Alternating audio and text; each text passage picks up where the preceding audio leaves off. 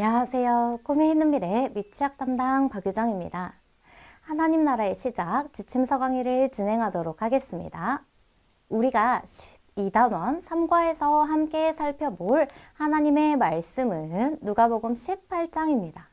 본문은 불의한 재판장의 비유를 다루고 있습니다. 1절을 보면 예수님은 항상 기도하고 낙심하지 말아야 한다는 교훈을 주시고자 비유로 말씀을 시작하셨습니다. 여기서 항상 기도하라는 권면은 일관되게 기도하라는 뜻입니다. 낙심하거나 포기하지 말고 줄기차게 기도해야 함을 의미합니다. 랍비들은 일반적으로 하루에 3번으로 기도를 제안했고 지속적인 기도는 하나님과 사람에게 지루한 것으로 여겼습니다. 하지만 본문은 기도가 반대와 낙심에 봉착하는 것을 말합니다. 비유에 나오는 재판장은 하나님을 두려워하지 않고 사람을 무시하는 사람이었습니다. 그리고 재판장을 찾아온 과부가 있었는데 이 과부는 자신의 원한을 해결해달라고 간청했습니다. 이스라엘에서 한 여인이 공동체 밖의 사회와 연결되는 것은 오직 가정의 남성 구성원에 달려 있었습니다. 딸의 경우에는 아버지가, 아내의 경우에는 남편이, 그리고 과부의 경우에는 아들이었던 것입니다. 3절을 살펴보면 과부에게는 자신의 문제를 해결해 줄 수 있는 남자가 없었으므로 보호가 절실했던 것입니다. 과부의 이러한 탄원은 원수에 대한 원한을 풀어달라는 내용을 담고 있습니다. 재판장은 과부의 이러한 간청에도 완고함으로 대했습니다. 관심이나 의지가 전혀 없는 상태였습니다. 하지만 과부의 계속되는 간청은 재판장의 마음을 바꾸었습니다. 재판장이 마음을 바꾸었던 이유는 하나님을 두려워하거나 사람들을 고려해서가 전혀 아닙니다. 과부의 쉬지 않는 간청이 재판장의 생활을 방해하고 번거롭게 하여 그를 지치게 만들었던 것입니다. 더 이상 참을 수 없게 만들었던 것입니다. 재판장은 한계에 이르렀고 과부가 소송을 그만두게 하고자 그녀의 소송을 해결해 주었습니다. 6절부터는 비유의 결론이 나옵니다. 불의한 재판장도 간청하는 과부의 요구를 들어주는데 하물며 하나님께서 밤낮 부르짖는 택하신 자들의 원한을 풀어주지 아니하시겠냐는 것입니다. 하나님은 자녀의 간청을 듣고 그들을 신원하시기 때문에 재판장과 같으신 분이십니다. 그러나 본문의 불의한 재판장과는 달리 하나님은 마지못해 듣고 신원하시는 분은 아니십니다. 게으르고 부도덕한 재판장이 옳은 일을 행한다면 긍휼이 풍성하신 하나님이 자녀에게 얼마나 정의를 베푸시겠는지 예수님이 가르쳐주고 계신 것이지요.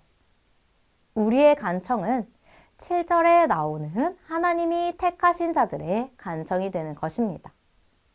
하나님은 밤낮 부르짖는 택하신 자들의 필사적인 기도를 들어주십니다.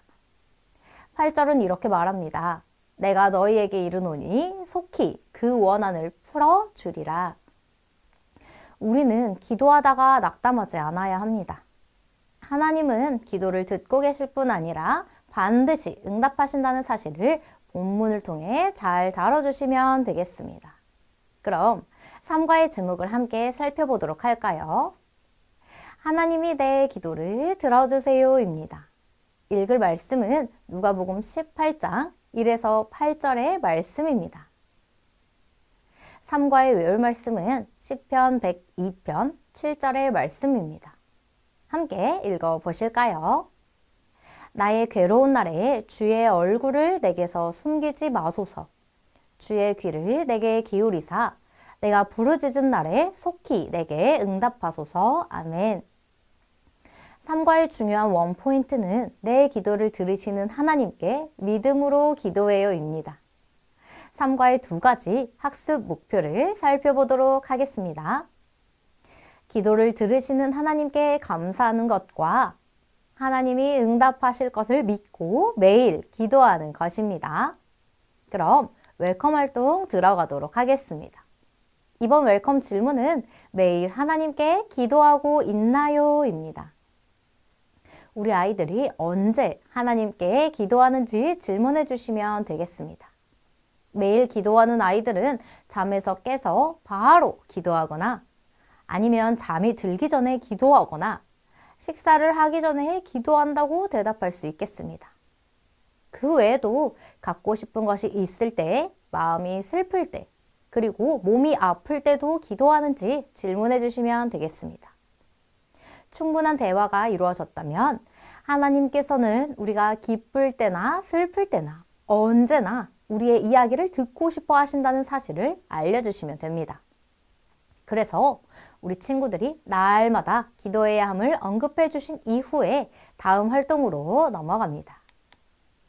3과의 어드벤처 활동은 순서 맞추기입니다. 활동 가이드 예시입니다.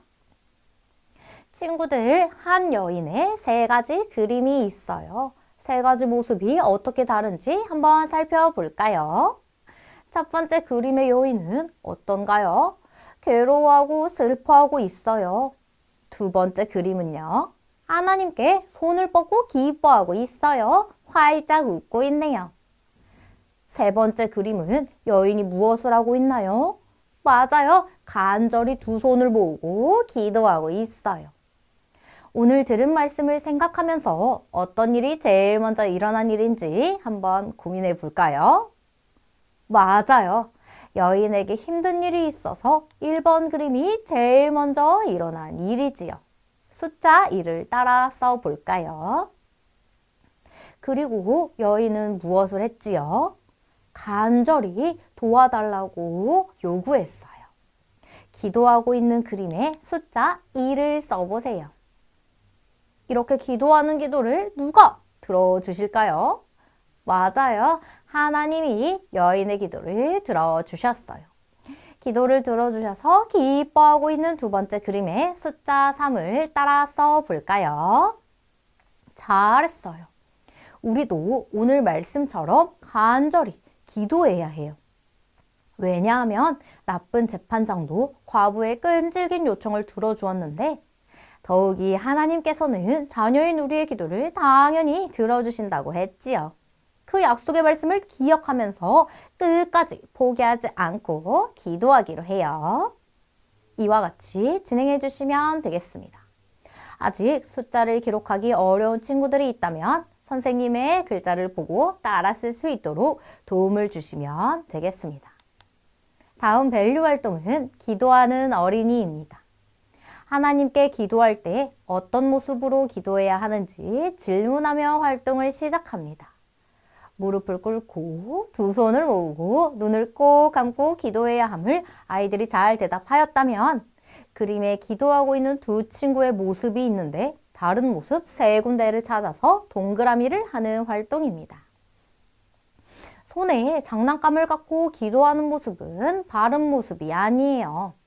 무릎을 예쁘게 꿇어 보아요. 그리고 두 눈을 꼭 감고 하나님께 집중해요. 아이들이 기도하는 바른 자세를 잘 알고 있다면 그렇게 기도 자세를 할 수 있도록 해주시면 됩니다. 그리고 결단하며 기도하는 인커리지 활동으로 넘어갑니다. 친구들이 선생님을 따라 기도할 수 있도록 천천히 기도문을 읽어주시면 되겠습니다. 함께 읽어보실까요? 하나님, 나의 기도를 들어주셔서 감사해요. 매일 기도하는 어린이가 되게 해주세요. 결단문을 읽겠습니다. 내 이야기를 들어주시는 하나님께 매일 기도할래요. 이상으로 12단원 3과 지침서 강의를 마치도록 하겠습니다. 감사합니다.